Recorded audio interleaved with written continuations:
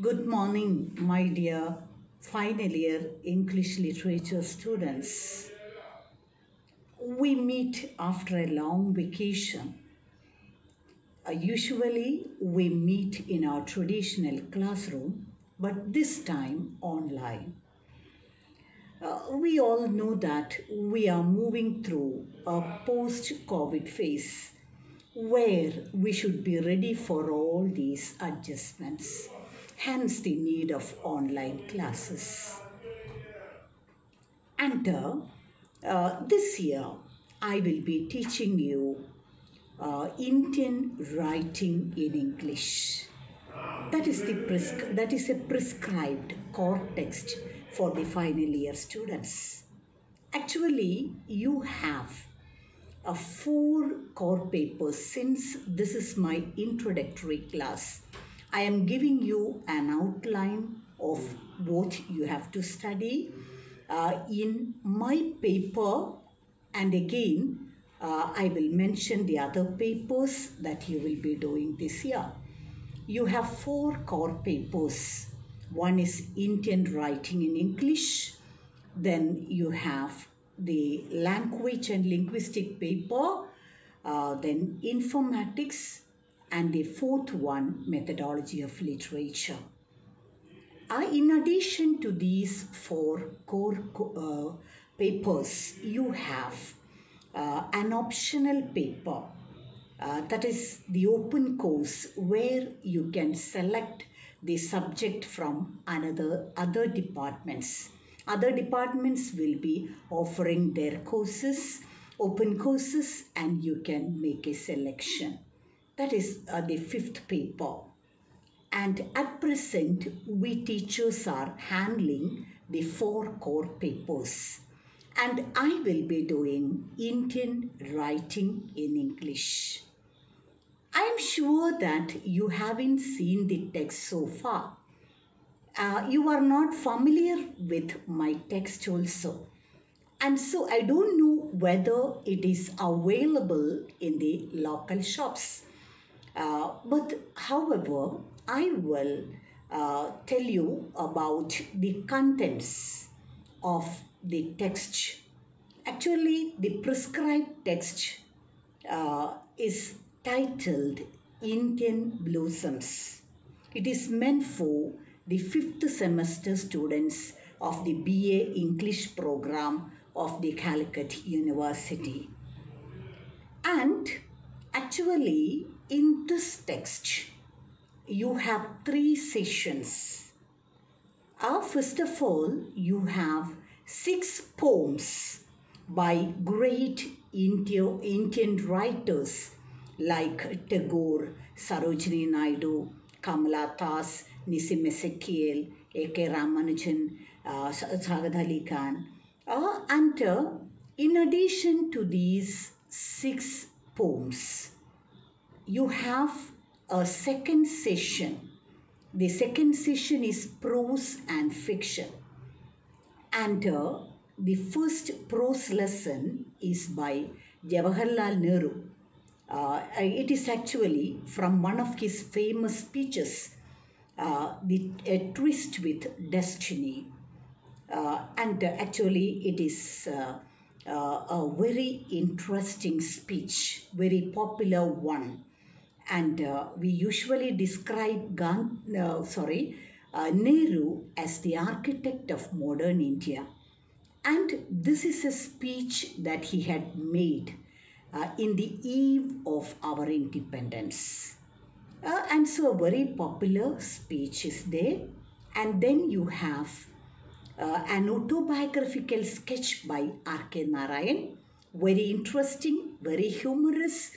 And you will see a proper blending of fact and fantasy in this autobiographical piece. It is not strictly an autobiographical piece, that is the reason. And then you have a story, a beautiful story titled The Weed by Amrita Pritham, and then Roots and Shadows by Shashi Deshpande. And finally, the third section, you have a drama by the great Indian writer, that is Girish Karnad. And he had written many plays. He is famous as a playwright. And we have to study his drama titled Nagamandala. And actually, I wish to begin with Nagamandala. The text has three sections: a poetry section, then prose and fiction, and finally drama. And again, I am sure that you all enjoy Indian writing and you will surely enjoy it this year also. Because when you study Indian writing in English, we have a feeling that we are reading about our own feelings, emotions, dreams, etc. Actually, these great writers are writing about our own feelings, our own emotions, our own frustrations. And so we will be having that personal touch. Or we even see that these writers are like spokespersons for us to express our feelings. And so we have an unusual liking for Indo-Anglian literature. These are Indian writers writing in English about Indians, about our customs, traditions, feelings, emotions, and so on. And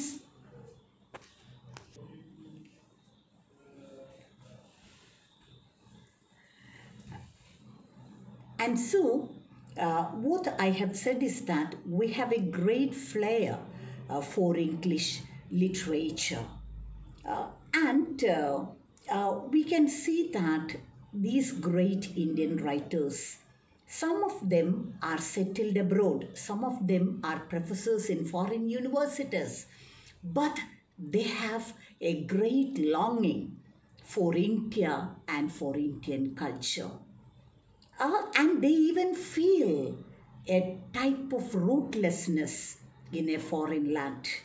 You can see it very clearly in Ramanujan, in Ezekiel, Parthasarathi, and so they are all great Indo-Anglian poets.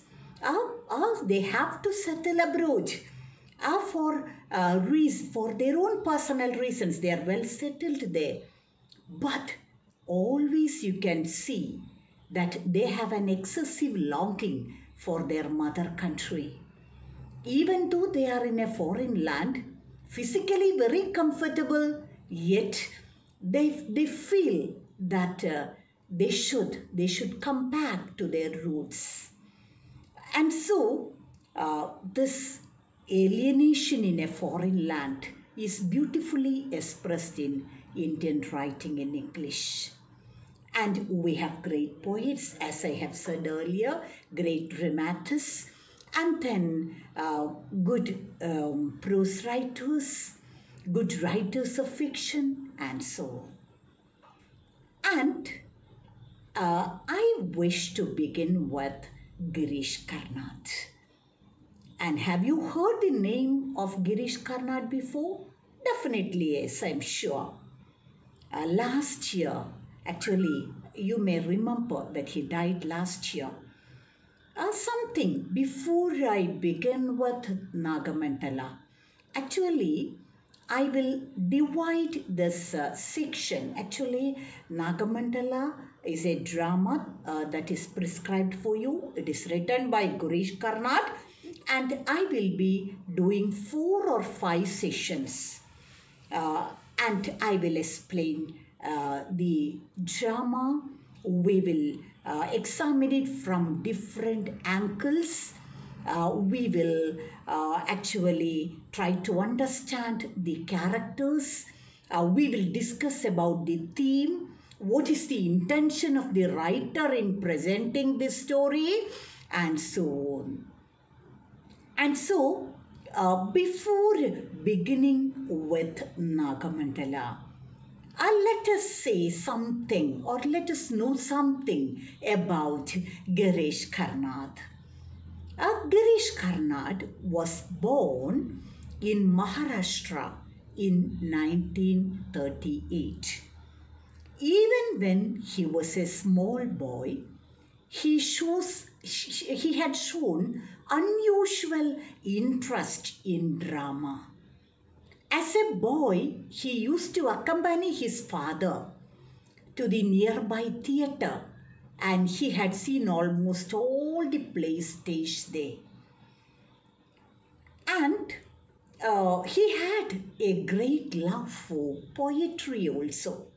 Actually, he himself in an interview, he had said that his ambition is to become a great poet.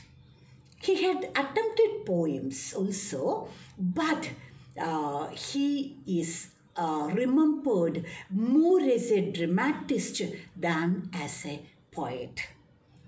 His poems are good, but the dramas are excellent. And the first drama that he has attempted is Yayadi. That's the first drama that is written by Girish Karnad. That the selection of the hero shows his unusual interest in folklore, mythology, and so on. As I have told before, even when he was a small boy, from that time onwards, he had developed a great liking for Indian myth, folklore, and so on. He tried to study extensively over it. And he has done his degree in mathematics and statistics. And his MA he did in philosophy.